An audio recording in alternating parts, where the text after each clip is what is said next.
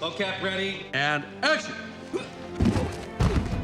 I think the thing that people need to keep very strongly in mind is that this is not an animated film.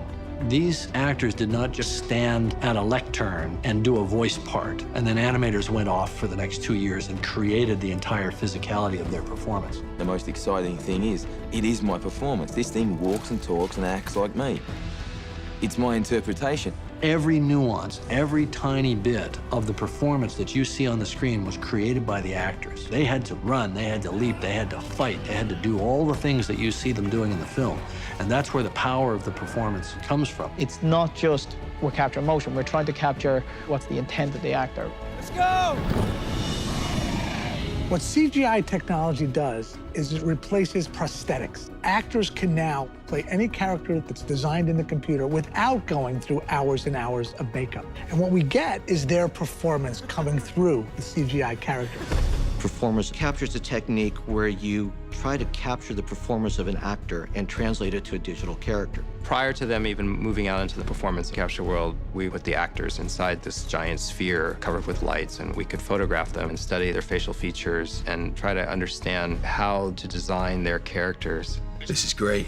And then you put an actor in a suit with markers on the suit. We put you in a spatial volume. Using a lot of cameras all around to record the motions of all the markers. The computer is creating a real-time moving skeleton of you. From that skeleton, you now can drive a computer-generated character.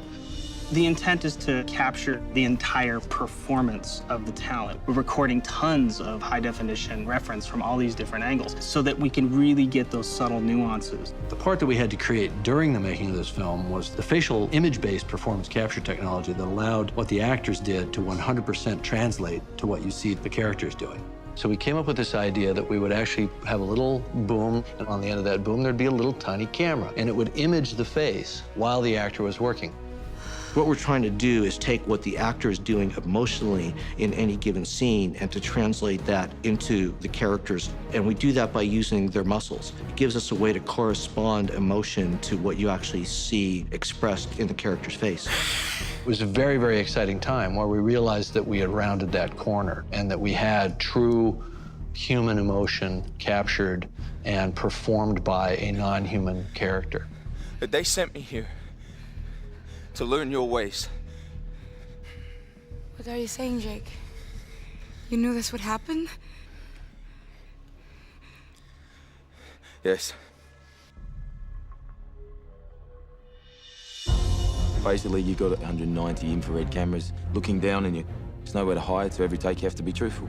I think people expected the actors to find it more difficult, but we're always doing make-believe anyway, so pretending that nothing is everything is second nature to us. So